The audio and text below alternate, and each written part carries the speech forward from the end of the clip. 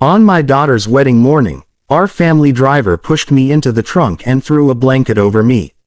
"What the hell are you doing?" I yelled. "Sir, please hide in here. Don't say a word. You need to see this, trust me," he said. Minutes later, what I saw through the crack left me completely frozen. Hi everyone. My name is Asher Okoye. I am 52 years old. I am a civil engineer by profession, known across several states for designing durable highways and community housing projects that have stood strong through floods and seasons of neglect. People often describe me as measured, observant, and deeply loyal. Loyalty is not something I speak about lightly. It is something I live. I was raised by a father who fixed engines with cracked hands and a mother who sold vegetables under the burning sun. From them I learned that a man's worth is revealed in how firmly he stands behind the people he loves. And there was no one I stood behind more firmly than my wife. My wife, Miriam Okoye, is 50 years old. She is a retired school principal, respected, composed, the type of woman whose presence alone could quiet a noisy room. Miriam is not soft in the fragile sense. She is strong in the way ancient trees are strong. Calm during storms, unmoving when pressure builds. For 30 years, we were not just husband and wife. We were partners in every sense. When my first construction contract nearly bankrupted me, she sold her jewelry without telling me. When she wanted to open a private learning center, I mortgaged a piece of land to fund it. Every major decision we made was shoulder to shoulder. People used to say, "Asher always has his wife's back." They were right, and she always had mine. We never drank alcohol. It was a quiet agreement we made early in our marriage. At celebrations, while others held wine glasses, Miriam and I would raise sparkling water instead. She used to say clarity of mind was the finest luxury. On the morning of our daughter's wedding, I believed my life was proof that loyalty returns loyalty. The sun rose slowly, washing our compound in gold. Musicians tuned their instruments near the entrance. Women arranged flowers along the aisle. The scent of shea butter and fresh bread drifted through the air. My daughter, Lila, was 26 years old. A pediatric nurse, gentle, intelligent, and fiercely compassionate. If a child cried within 10 meters, Lila would find them. She was marrying Daniel Adebayo, 29, an architect with a quiet demeanor and what I believed was steady character. He came from a respectable family and spoke with the kind of humility that earns trust. Everything felt right. I adjusted my cream agbada and stepped outside, already hearing guests arriving. Then our family driver rushed toward me. Kofi Mensah is 38 years old, formerly a military transport officer before choosing a quieter life. He is disciplined, rarely emotional, and careful with his words. In 8 years, I had never seen panic on his face. Until that morning. "Sir," he said, breathing hard. "Please come with me immediately." "What is it, Kofi?" "No time to explain. Please trust me." Trust. The word landed heavily. He led me toward the black SUV parked behind the jacaranda tree. Before I could ask another question, he opened the trunk. I frowned. "Why are you opening the trunk?" Then he pushed me inside.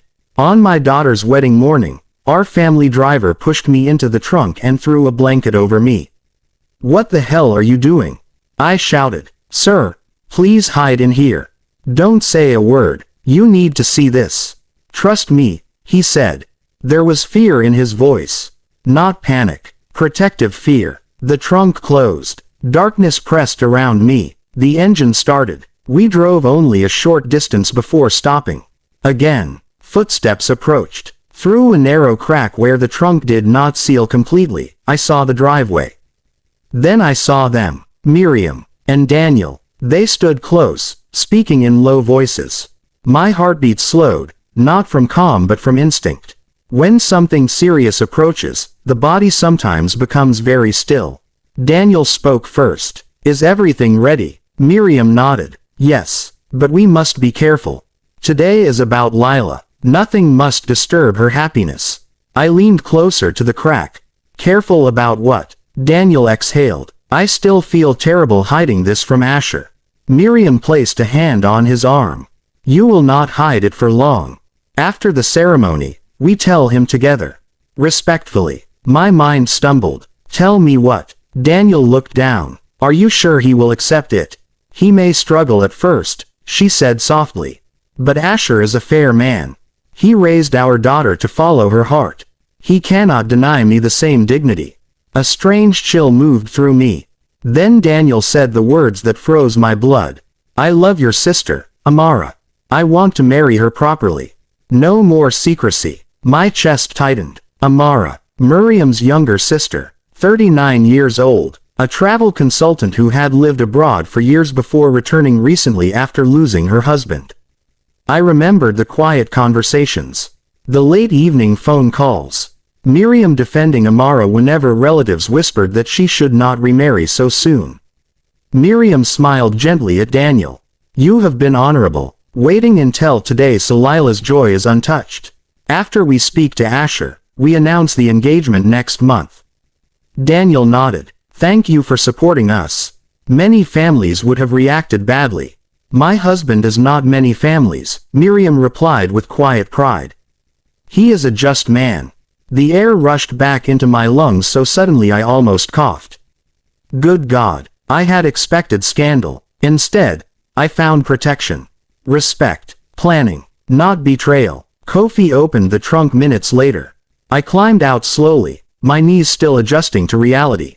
Sir, he said anxiously, I thought you should see. They have been meeting quietly for weeks. I feared something improper. I placed a hand on his shoulder. You did exactly right, Kofi. You protected this family. Then I did something I rarely do. I laughed, not loudly, just enough to release the tension that had nearly broken my ribs. Sir, he asked. There is no affair, I said. There is a proposal. Relief flooded his face. We returned to the house as if nothing had happened. The ceremony began under a wide ivory canopy. Guests shimmered in bright fabrics. Children chased each other between chairs. Music rose and fell like a tide.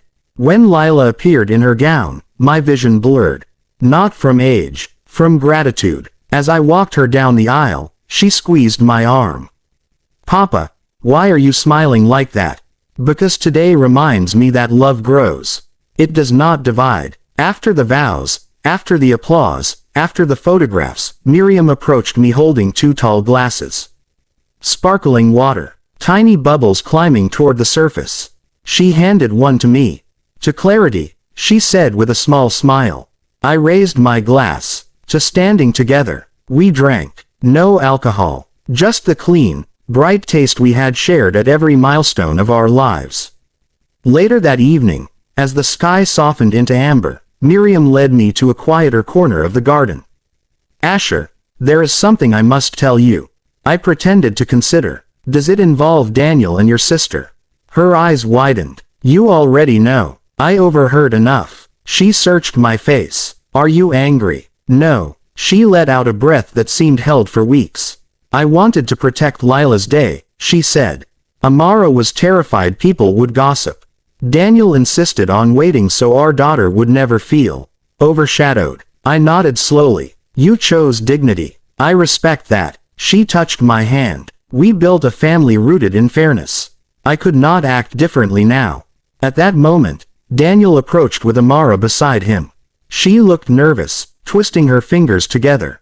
Asher, Daniel said carefully, I would like your blessing. Not as Lila's husband only, but as a man who hopes to join this family again. Properly. I studied him, his posture, his eyes. No deception, only earnest hope. Then I turned to Amara. Will he make you laugh? I asked. She blinked in surprise. Every day. Will he stand beside you when life becomes difficult? He already has. I extended my hand. Then you have my blessing. Amara burst into tears. Miriam squeezed my arm so tightly I felt it through the fabric. Later, when the music softened and lanterns flickered across the lawn, Lila came running toward us. Why is Aunt Amara crying? Miriam smiled. Because sometimes happiness arrives quietly, then overwhelms you. Within minutes the news spread, and instead of scandal, celebration doubled. Guests cheered at the thought of another wedding in the future. As the night deepened, Miriam and I sat side by side watching our children dance. "You trusted me," she said quietly. "Always." She rested her head briefly against my shoulder. "And you always have my back." I looked around at the laughter, the music, the joining of lives. Revenge has no place in a home like this. Only understanding does. I lifted my glass of sparkling water once more. "To loyalty," I whispered. Miriam clinked her glass against mine. "To partnership." And in that gentle sound of glass meeting glass, I understood something with absolute certainty.